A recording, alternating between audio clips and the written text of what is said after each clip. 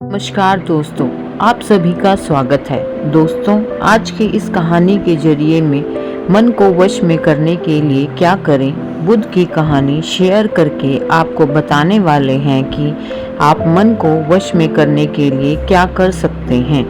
तो बिना समय को गवाए चलिए जानते हैं कि हम सब मन को वश में करने के लिए क्या कर सकते हैं। अगर आप इस कहानी के पीछे के तर्क को समझ लें तो आपका दिमाग काबू में हो सकता है।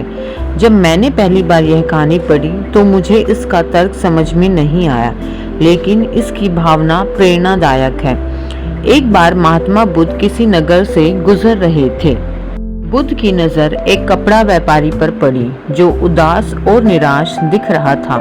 बुद्ध उसके पास गए और पूछा, हे भक्त, तुम इतने दुखी क्यों हो? यदि आप मुझे अपनी चिंता के बारे में बताएं तो मैं आपकी मदद कर सकता हूँ। कपड़ा व्यापारी ने बुद्ध को प्रणाम किया और उन्हें अंदर आमंत्रित किया।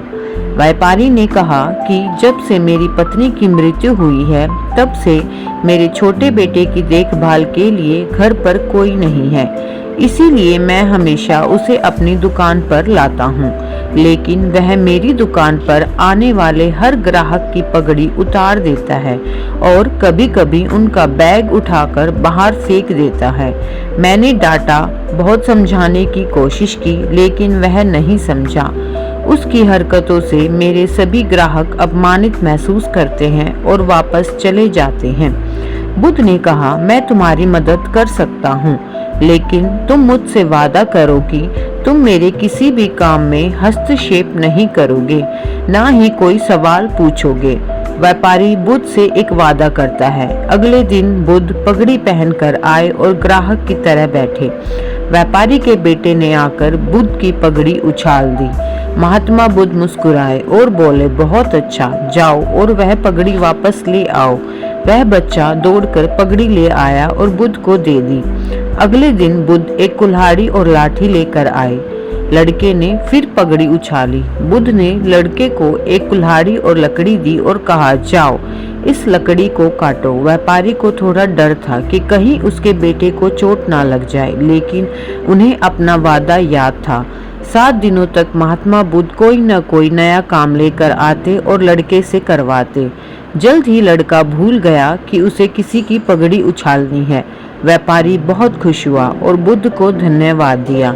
मैं जानता हूँ कि इस कहानी और मन को नियंत्रण करने के बीच कोई विशेष संबंध नहीं है, लेकिन पहले आप इस तर्क को समझ लें।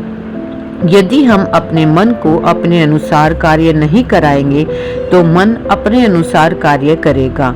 यदि हम मन को अपनी इच्छा अनुसार नियंत्रित कर लें तो मन को नियंत्रित किया जा सकता है।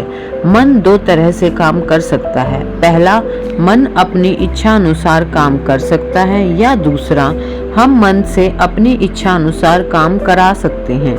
बुद्ध से मिलने से पहले लड़के का मन और मस्तिष्क अनियंत्रित रूप से उसकी इच्छा के अनुसार काम कर रहा था, लेकिन बुद्ध ने लड़के से अपनी इच्छा के अनुसार काम कराया, जिससे उसकी आदत बदल गई। दोस्तों, हम आशा करते हैं कि आपको बुद्ध की यह कहानी पसंद आई होगी। धन्यवाद।